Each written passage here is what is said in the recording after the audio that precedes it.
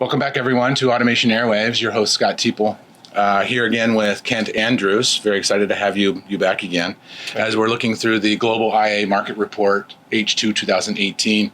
We've done a couple of sessions already, or webinars already, hitting some of the stall points that are really laid out in there. And today, we're talking about underestimating the true benefits of automation. And this is a fun one that we hit and stalled maybe for a little bit as we were really focused, I think, really harnessing on that ROI piece and really trying to figure out, right? Always about the ROI. All right, what is that and how are we going to get the true benefit out of this whole thing, right? And really focused it in that space. So, so before we get too far into this, maybe let's just talk about kind of the overall definitions or the understandings of the benefits of automation, or how some organizations are really looking at the realization of their automation program.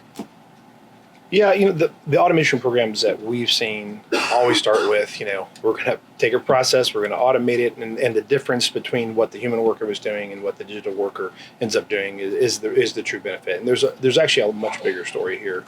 There's an associate experience component. There's a customer experience component, and how do we measure those? That is benefit. Sometimes even to the point where it pushes a process that has a very low ROI, pushes it through and gets it into production because it does provide those benefits, and those are important. Yeah.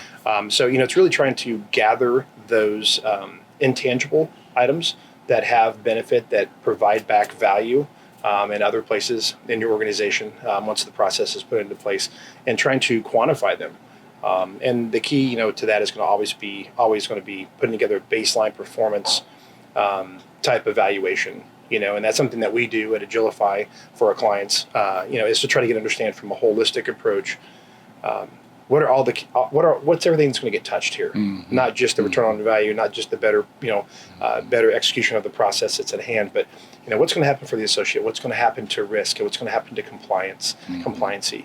Volume and transactional type behaviors, of course, are going to improve, but really getting an idea around all of that. Yeah. So what would you say about the ideas that most individuals that are coming into their automation journey, they're really looking at, only the cost benefits, right? Is that the best way to enter into your automation journey? At first, of course, you need the quick wins. You need to throw those dollars out there and say, yes, we've actually automated and we've gotten this kind of hard savings.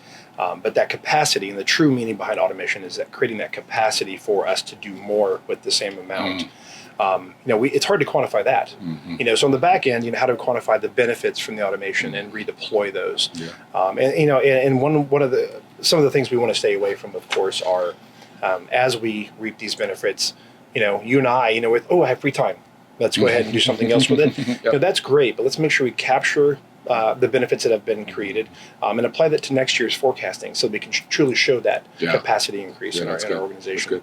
Yeah, and I think that there's the idea around trying to take the low-hanging fruit, maybe the big apple. Let's go with that really big one that's fallen off the tree. Super complex, multiple integrations, right? Because we got to get that ROI as soon as possible, instead of looking at, hey, what's that small one over there that I can do really, really quick that I can learn from? So the ideas around kind of starting off maybe a little smaller, but truly looking at the overall benefit of the program. So we spent a lot of time with our clients trying to build a process pipeline and trying to bring opportunities to them.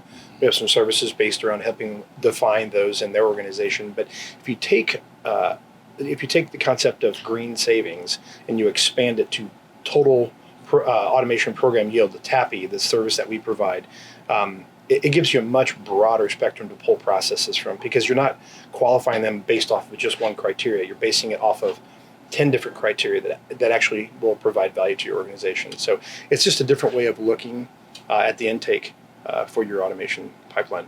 That's really great. So is there any situations or tells that let you know that maybe you need to start looking at the automation program, not just for that hard savings or the ROI, but maybe we need to start, or maybe the identification that I'm in a stall point? Yeah, and that's a great topic to talk about. We always use that conversation usually comes up in kind of a phase two. Either we educate up front, and if you're going right into your automation program, it's something we talked about up front. But normally you'll hear that conversation 6 months in or 12 months in, where it's like, hey, we've already taken care of the low-hanging fruit. Now we've got that list of processes that are more complex.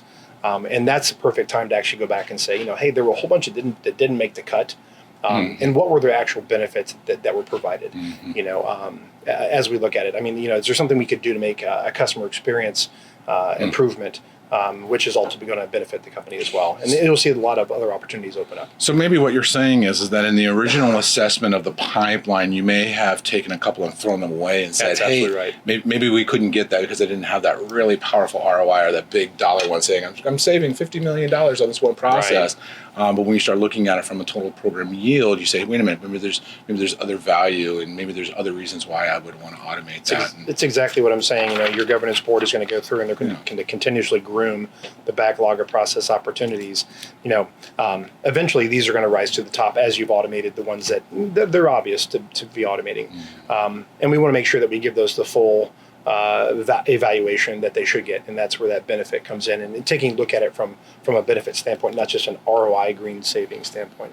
That's great. So in the article itself, we address this idea around ROI versus hours returned to the business. Could you say more about the importance of that conversion from, hey, I'm just looking at the ROI or the return on investment versus hours returned to the business? Obviously, it's a conversation that we don't inherently think about, but we understand. As you give hours back to the business, and we call it the time savings piece. Of course, immediately everybody who's doing that process gobbles up that time and that cost savings. We have no way to report that out. It doesn't feel like we've actually made any progress. We just now have a process that runs this particular map of exercises. The hours back to the company, though, if we capture that within this exercise, is an actual tangible value that we can actually redeploy and actually use to budget against going forward into the future. Yeah, and I think that it also sets the ideas around from a financial perspective. You're looking for, where does it hit the bottom line? Where is it hitting on my accounting page? And the truth is that if we're freeing up capacity, you may not be seeing it on the bottom line. But you could be seeing it, as you mentioned earlier, in the customer experience or the engagements or the speed to market or right. But it's really up to the business to figure out what are they going to do with this extra dollars or this extra hours per se, not necessarily dollars. But maybe instead of the incremental pieces that you're saving within your automation program, you're now getting benefits that you were not seeing before. Yeah, everybody knows what a risk assessment looks like. Everybody knows what an ROI calculator looks like. But from our standpoint, we run our customers through a little bit more involved type process where we're taking them through capturing those soft values, the squishy values, if you will, which are the customer experience, the associate experience, the risk compliancy components, and actually working with them to put a value against those. The reason that that's important is if we do that at the very beginning, then of course on the back end, when we go back to measure ourselves against the performance of the process, we also work with them again, flipping the template around. Now ROI is really just a component. We want to see how we did on those soft items, because that's just that value that we haven't captured. And it's a very interesting or a very different story that's being told when you add all those other components in to each process and what the value is for them. Yeah, and it almost shifts the conversations away from just the baseline accounting and the CFO, right, into the COO or the CEO, where you're like, wait a minute, now I'm seeing benefits across the overall organization, not just within the bottom line. So that is fantastic. We're enabling the business with another tool that says, hey, this is important to me. And I know we didn't capture that before, but now we're capturing why it's important to me. So I need to help push this through the governance board and the prioritization of the processes my company's doing. That's great. So that's a great key feature. So could you take us through maybe a use case or an example of one of our customers and maybe set up the stage and what they were kind of seeing and how they were successful and how we transitioned out of? Yeah, we obviously Agilify is born out of a healthcare environment, and when we look at cost savings, from a nurse's standpoint in our industry or our background, the value that we bring isn't always completely apparent up front. What's me having my back to you as a nurse to the patient? Yeah. What's that worth to you? How do we quantify that? And so as we look at automations within the healthcare space, it's been difficult to quantify how much time we're able to give back to the nurse to provide the better care. By looking at it from a benefit standpoint, it's a very different picture. It's a picture that the CFO needs to see when they're making decisions on which processes to automate.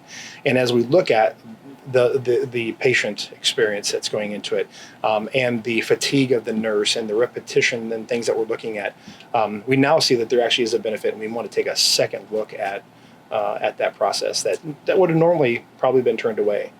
It's really great insights, and I think hopefully you can start seeing within your own areas of your business how maybe taking a look at it in a little different way, and if you truly are having issues, maybe conceptualizing how you might do that. Please don't hesitate to reach out to Ken. Absolutely. And kind of work you through that. So kind of as we wrap up this session, is there any kind of really great advice that you can give our viewers in this kind of underestimating the true benefits of automation? Just take a look at the entirety of each process, the actual capabilities and what it's going to provide back. Let's not get stuck on just those ROI and those hard savings and those green savings. Let's take more of a holistic approach to that. Let's make sure that our questioning of the folks that are affected is a little bit more holistic. I'm using that word quite often, but it is really more of a holistic approach, so we get an understanding of what each process is capable of. I think you'll find that you'll not only fill up your process pipeline, but you'll provide a larger amount of value back to your organization through your automation program, which is ultimately why we started this adventure together. Yep.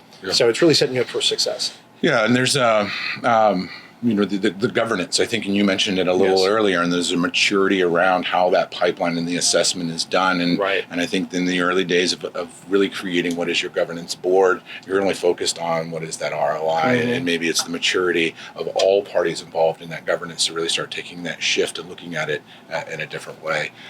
So that is fantastic.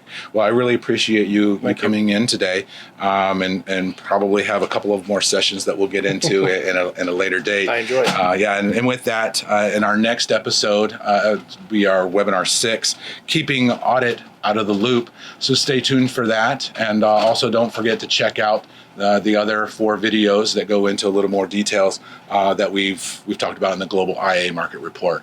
And also don't forget to take the automation maturity assessment out on the agilifyautomation.com website, where it gives you an opportunity to maybe take a look and see how mature your program is, and maybe get a couple of extra little hints on where to take your program. So see you next time.